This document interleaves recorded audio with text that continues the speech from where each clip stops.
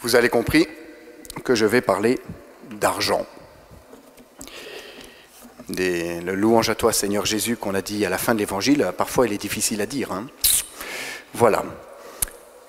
Je vous propose de reformuler l'Évangile en une phrase, puis ensuite je compléterai un peu quand même parce qu'il il y a un temps imparti. Mais la phrase que vous devez garder, c'est « Ce que vous possédez, c'est pour les autres. Vous, ce dont vous avez besoin, c'est uniquement de la vie éternelle. » Je répète, ce que tu possèdes, toi, c'est pour les autres. Et toi, ce dont tu as besoin, c'est uniquement de la vie éternelle. Je répète une troisième fois. C'est bon, je le répéterai après. Voilà en fait ce que nous dit Jésus dans cet évangile. Vous avez vu, il ne s'agit pas de dire jetez tout votre argent et puis partez tout nu dans la rue. Il ne s'agit pas du tout de ça. Il s'agit de réfléchir à notre manière de gérer nos biens, nos richesses, de réfléchir à notre attachement à nos richesses. Alors, il est normal de se sentir un peu mal à l'aise quand on commence à entendre une homélie de ce type-là, parce que votre attachement aux richesses, comme le mien d'ailleurs, est toujours un petit peu déséquilibré. Et donc, on n'aime pas trop entendre causer de ces trucs-là. Eh bien, je vais le faire quand même. Juste un petit conseil, attendez la fin de l'homélie pour vous endormir, vous pourrez en tirer des choses intéressantes. Voilà, donc mon but, ce n'est pas du tout de vous culpabiliser, mon but c'est de vous montrer la finesse de ce que vous propose Jésus. Si vous êtes venu ici, c'est parce que vous voulez suivre Jésus. J'espère que ce n'est pas seulement parce que vous voulez suivre un copain. Enfin, c'est déjà bien, et bienvenue dans ce cas, mais le but, c'est aussi d'avancer dans sa foi, dans sa vie. Et le meilleur compagnon, après notre copain, c'est Jésus. Copain ou copine, enfin bon, bref. Voilà. Donc, je vous répète cette phrase. Ce que vous possédez, c'est pour les autres. Ce n'est pas pour vous. Et vous, ce dont vous avez besoin, c'est uniquement de la vie éternelle. Alors, on a cette histoire du gérant de la parabole, là, et le maître fait son éloge. Alors, rassurez-vous tout de suite, il ne fait pas son éloge parce qu'il a été malhonnête et parce qu'il lui a piqué du fric. Ça, Dieu ne peut pas tolérer l'injustice et la malhonnêteté. Il y a quelque chose d'autre derrière. Qu'est-ce que le maître loue, du verbe louer, qu'est-ce que le maître voit comme grand dans ce qu'a fait son mauvais serviteur? C'est qu'il a pris les richesses matérielles comme un moyen pour obtenir quelque chose de plus grand. Ce qu'il obtient de plus grand, c'est tout simplement l'amitié. Il se trouve que lorsqu'on coupe la dette en deux de quelqu'un, ce quelqu'un vous est un peu redevable. Donc il arrive à s'acheter quelque chose avec ce bien qui en plus ne lui appartient pas. Voilà. Je vous rappelle la conclusion que Jésus fait à la fin de l'Évangile, à la fin de la parabole déjà.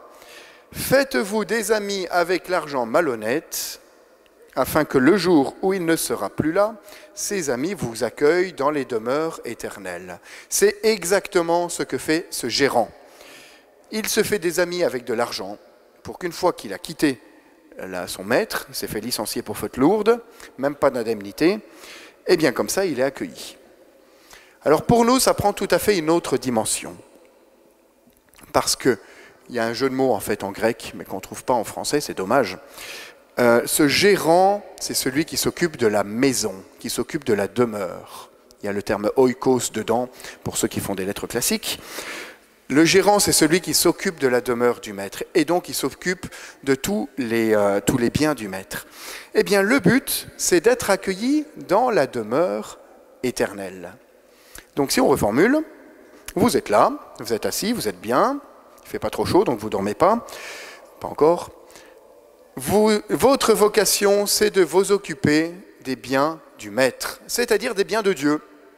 Dieu vous donne des biens à gérer, et ces biens, vous pouvez en faire ce que vous voulez, mais le but, c'est d'avancer vers la vie éternelle. Et c'est là ce que veut montrer Jésus.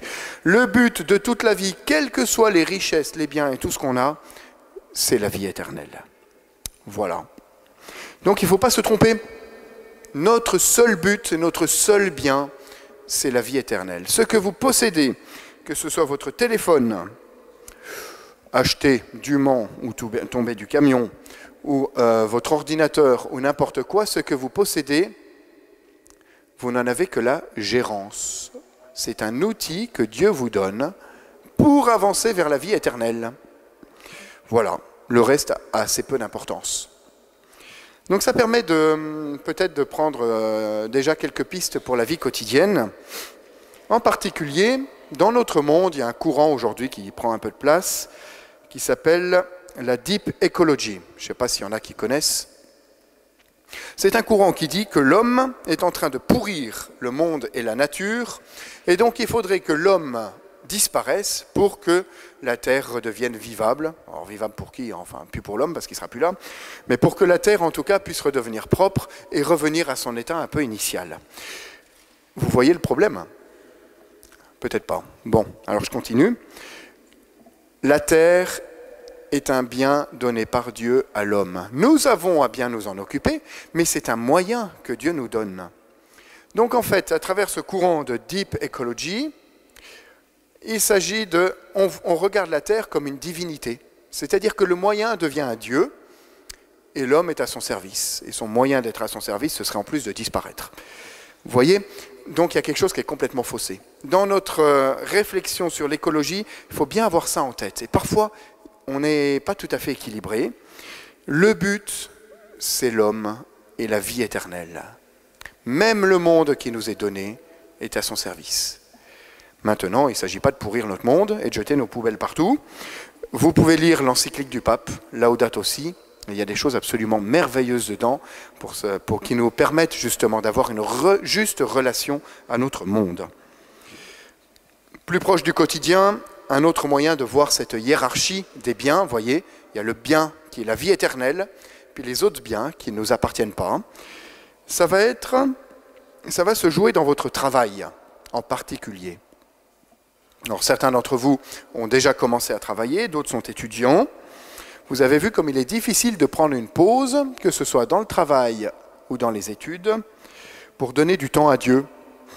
Alors dans les études, souvent on prend des pauses pour aller sur Facebook, pour aller se prendre un café, tout ça. Dans le travail, c'est pour aller discuter avec les collègues. C'est difficile de prendre du temps pour le donner à Dieu. Voilà où il y a un problème dans la hiérarchie des biens. Le bien, c'est la vie éternelle. Le reste n'est qu'à son service. Vous voyez, ça permet de réfléchir à la manière d'organiser sa journée et où placer Dieu. Voilà. Je ne vous invite pas à bâcler votre travail, évidemment, mais tout simplement à le mettre à sa juste place. Et parfois, prendre une pause pour aller se reposer ou parler à Dieu, ça permet d'être ensuite plus efficace dans le travail. Voilà pour ce premier point. Je continue en vous répétant ce que je vous ai déjà dit, ce que vous possédez, ça ne vous appartient pas, ça appartient aux autres. Alors pour ça, je vais prendre l'image de Picsou. Vous connaissez Picsou? Je suis allé regarder sur Wikipédia pour avoir un peu tout son pédigré. Picsou vient d'une famille pauvre d'Écosse. Vous ne saviez pas, hein?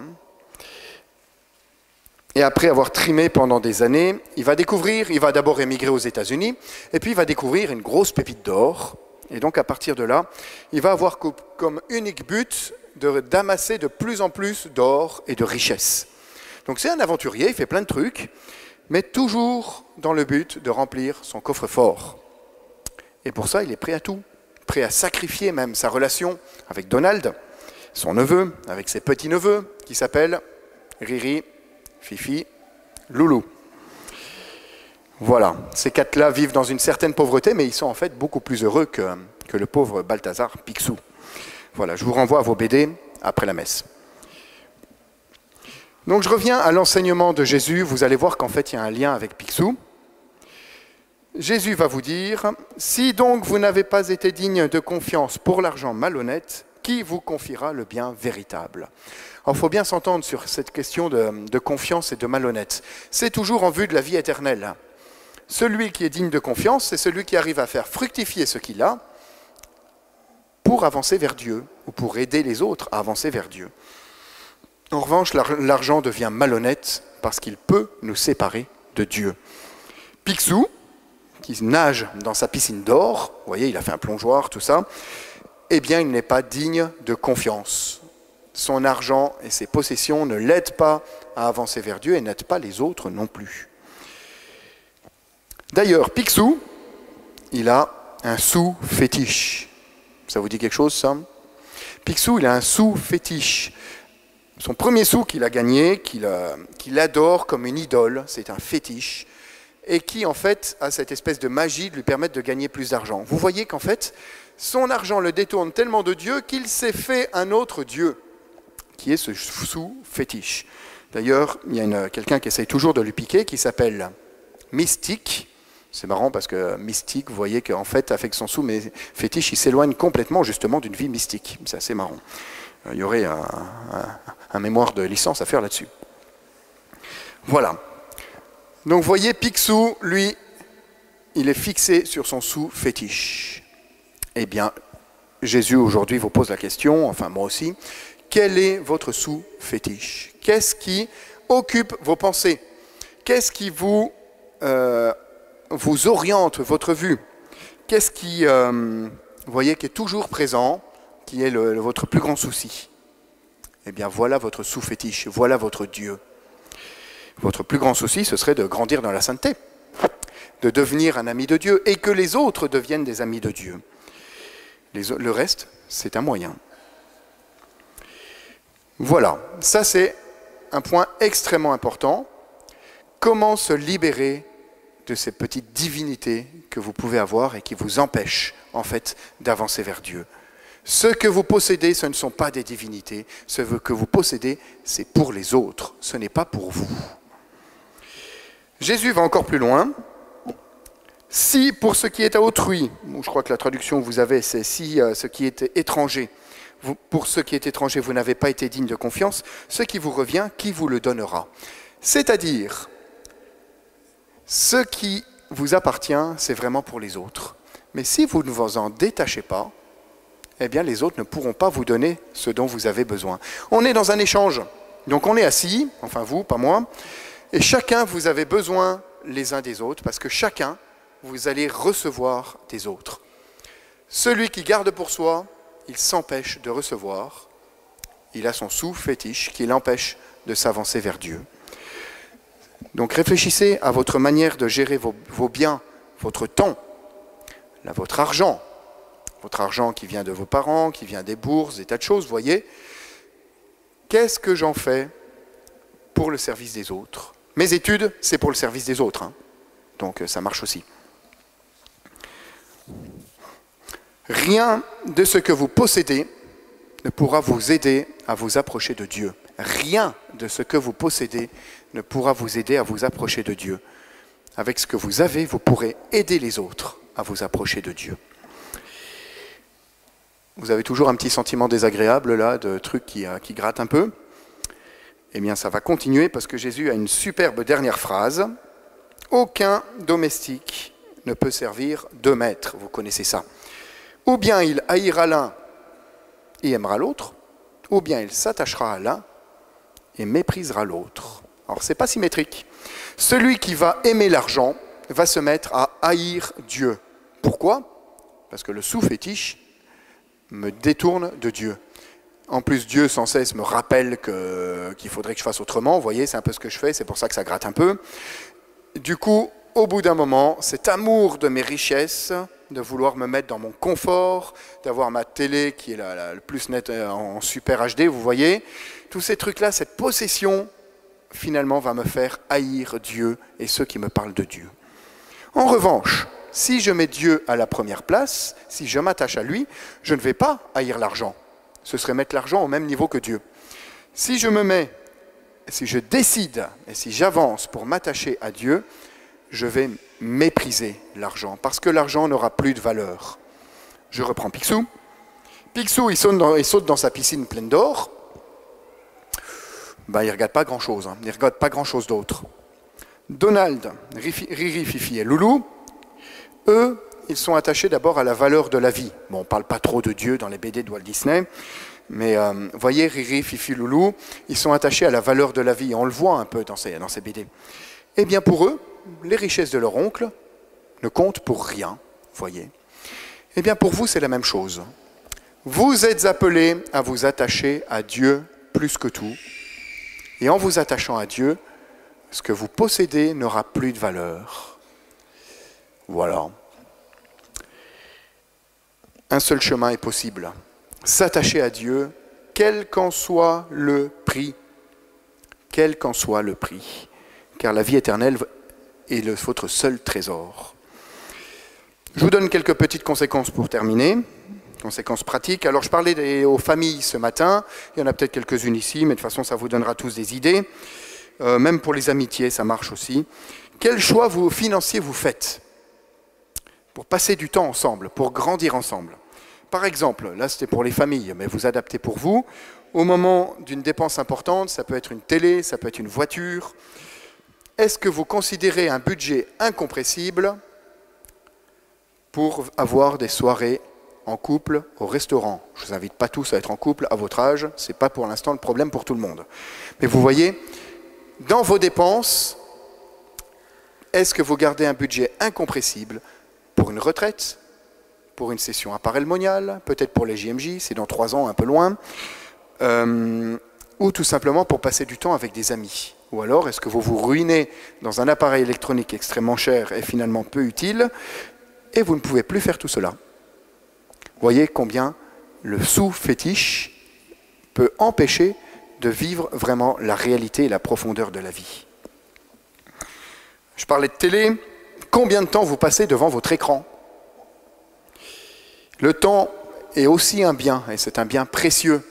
Moi, je me suis aperçu qu'en fait, à regarder Facebook à 30 secondes à un moment, puis 30 secondes à un autre, en fait, ça s'accumule, et c'est du temps que j'ai gardé pour moi, et donc que j'ai perdu. Vous voyez?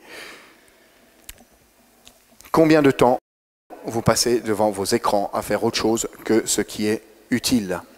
Ce temps, c'est du temps qui est perdu. Le matériel que j'achète, est-ce que j'essaye d'avoir toujours le dernier cri? Ou est-ce que j'essaye de prendre un petit peu en dessous, vous voyez, pour me rappeler que ce n'est pas mon matériel qui est mon Dieu, et que mon matériel n'est qu'un moyen. Un dernier petit point, il y a beaucoup de faux dieux ou de sous-fétiches qui se cachent dans les plis des vêtements. Alors, quel budget vous utilisez pour acheter vos vêtements? Voire des chaussures, voire un chapeau, voire un sac, enfin bon bref. Vous voyez, est-ce que vous avez eu vraiment besoin du dernier achat que vous avez fait? Dans quel but?